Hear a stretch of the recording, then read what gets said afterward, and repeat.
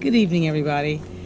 This video is going to be a little different to start with, but I want to start off and just get a little personal just for a minute. I was trying to get out to you all one video a week, and I remember a lot of you were thinking, yeah, she said she was going to do one video a week. What happened? She's been gone for over a month. Well, life happened. That's what happened. And I sit here in front of my straw bale garden, hoop number 1, and it's kind of bittersweet because I was recently diagnosed with psoriasis, and it's more common than I thought. Apparently, about 7.5 million Americans suffer from it in one way or the other. It's definitely challenging, but one of the things I found out is causes me to flare really bad, and that's why I'm sitting here outside the coop, because I think it's kind of interesting, is straw.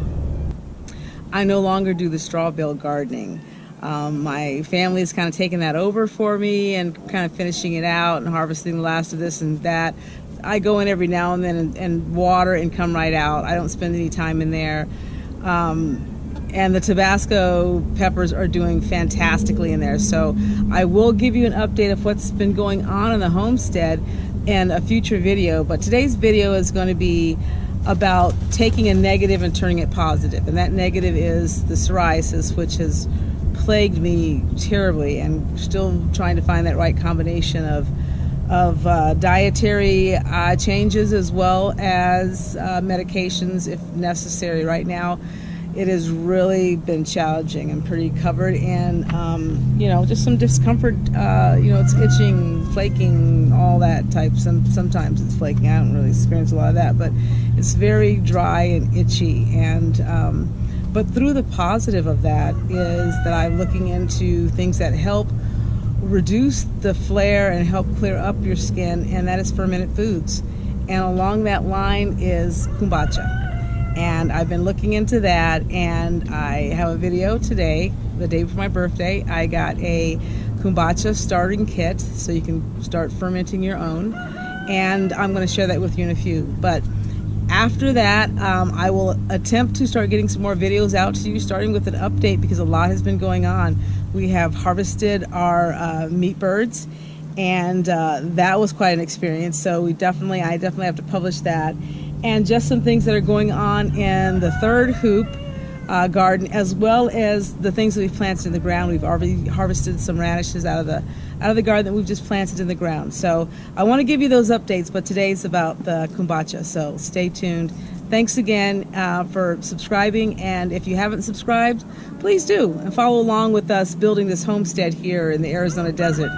And also give us a thumbs up if you like the video. All right, here we go. I am so excited about starting to ferment kombucha. Oh, I love this kit. Okay, so it came in this really cool box from Amazon, as you can see to the side there with the Grinch on it. It says, calm down, it's only a sweater, or something like that. It was kind of cute. I really liked it. Anyway, so inside the brewing kit, you get the huge 1-gallon jug. Everything's nicely packed, and inside the jug, they put everything together for you. Nice kit. Everything's compact. I think they did a really good job. I highly recommend this kit. It just works so wonderful for me, and everything was laid out so nicely. So some of the things that you get in the kit, of course, instructions, and let's hope that everyone spends some time reading those. They're very informative. I really appreciated that. And then they had a post-brewing guide, which I thought was kind of interesting that they would supply that. A post-brewing guide to give you some ideas of what to do if you want to do a second fermentation and things like that. So I think the information they provide is definitely detailed and very helpful. Okay, so let's get to what's inside this jar. Okay. Of course, you're not going to need the lid. You're going to have a piece of fabric to put over the top of that jar. They're going to supply that. You'll see that in just a moment. But look, here comes the SCOBY, which is a symbiotic culture of bacteria and yeast. This is the main character in the play. This is what it's all about. This is what's going to be fermenting your tea. Okay, you're going to be feeding this, and it is going to grow, and it is going to ferment this delicious product for you to drink. It's going to be incredible. Okay, so now let's see what else we got in here. Okay, we've got this nice bag for your loose tea leaves, so we're good there. So they supply you with that. They supply you with this for tasting, so you can taste your kombucha day 3, 7, 10, however you want to do it. I waited until day 7 to do my first testing. Okay, there's the fabric that goes, the piece of fabric that goes over the top of the jar. And here is your SCOBY's meal. This is what it's going to eat the entire time that it's in the jar, which is raw organic sugar. Okay, that's what that is. That is your SCOBY's meal. Here, SCOBY, you're going to enjoy that so much. Yum, yum, yum. Okay, anyway, here, back into the jar. Here's the tea. It was an excellent tea that came with the kit. And it was very easy to brew, and we brewed it for 7 minutes according to the instructions.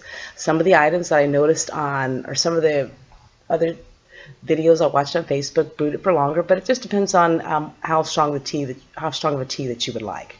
Okay, that was the marker for you to write on the jar. So you can write your brew date, you can write your brew ID, you can write the type of tea, all kinds of little information that you can write with that marker.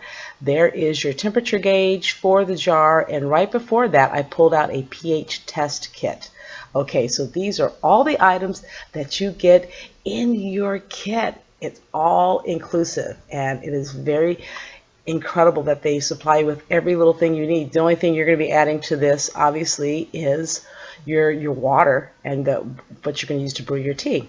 Okay, so one of the recommendations I have heard from everyone is to wash everything down thoroughly with vinegar water, organic apple cider vinegar water. So I am going to be washing the jar. I'm going to be washing the little tea bag. I'll wash the piece of fabric for the cover of the jar. I'm washing all of these items, obviously the jar, all these items to make sure everything is very sterile. You want to make sure that you also wash your hands thoroughly. And after I washed my hands, I actually sprayed them with, I had the apple cider vinegar in a spray bottle. I sprayed them with apple cider vinegar, rubbed that on, and then rinsed them off to make sure that my hands were clean thoroughly as well. And then I rinsed them with bottled water just to make sure that we're not getting any bad water in this situation at all. So I wanted to make sure that I did a really good job of keeping everything sterile and clean for my first batch, because I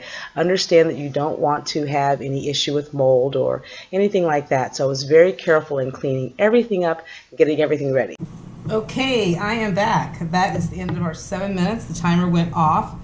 Taking a look at this tea. Oh, smells amazing. Oh, the aroma. Oh, smells delicious. Look at that color. Oh. Oh, yes. Falling off my glasses. Okay.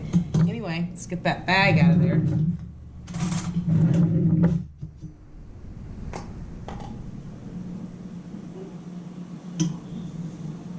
Get as much of that out of the bag.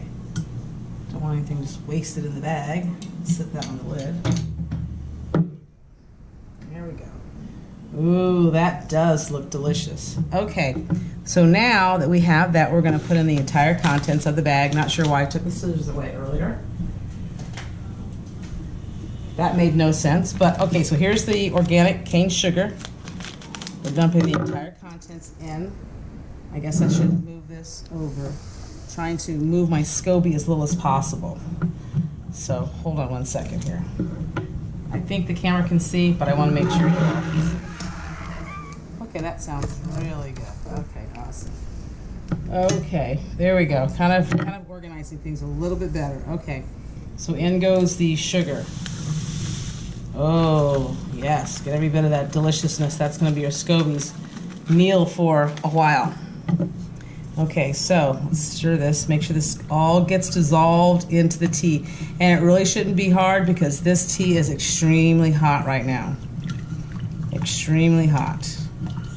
But I can feel the grains in the bottom, so I know there's still some little granules there that need to be dissolved in. So we're still going to give it a few more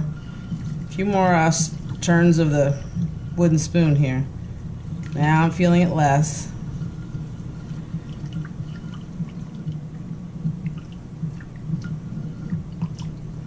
Oh, that color looks amazing.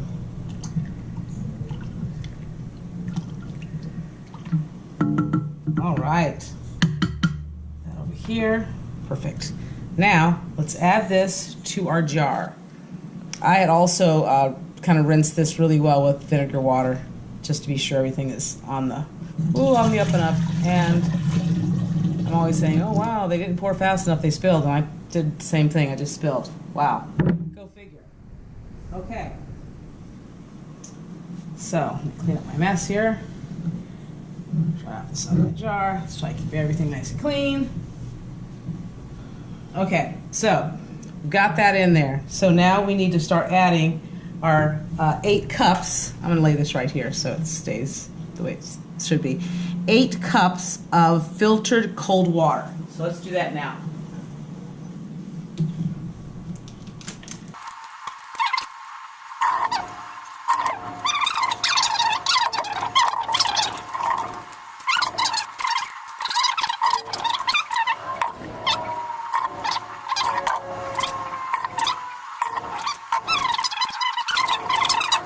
Anyway, okay, so our next step then is once the sugar is dissolved, pour the newly made sweet mixture into the gallon jar, which we did. We put in our 8 cups.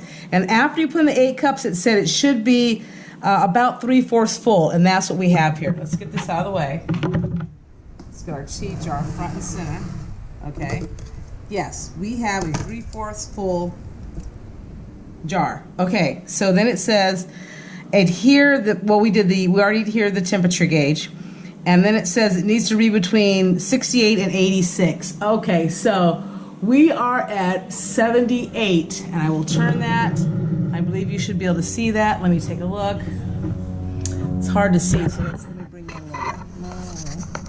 This is kind of the thing. Let's see if I can get that in there. I think you might be able to see it. I'm not sure. It's really hard for me to see. So you probably can't see. But anyway, it is at 78. Okay, so that's where we're at right now, 78. Okay, so that's a good temperature. We're in the range. We're good. We're 68 to 86, so we're golden. So then it says, add the entire contents of the kombucha culture liquid starter pouch to the jar. Gently stir. Gently stir. Follow directions on back of the pH test strip color chart to conduct a pH test. It should be 4.5 or below. Okay, so looking for our pH test strips. Don't know where I put those, but I'm sure oh, here they are. They're right in front of me. Wow. pH test strips, so we'll be using those. So now it's the time. But once again, like I said, before I open that pouch, I'm gonna rinse really good again with basically kind of wash my hands with the apple cider vinegar water.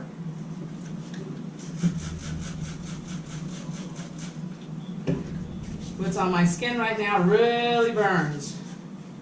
Woo, that really burns. But it's important that this is a living creature. You want to make sure that you don't contaminate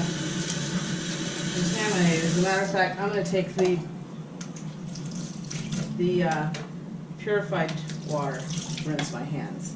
Okay, so now we are back with our SCOBY. Apparently, when I was rubbing around, I actually rubbed off the date a little bit on the jar. I'll have to rewrite that. I just noticed that.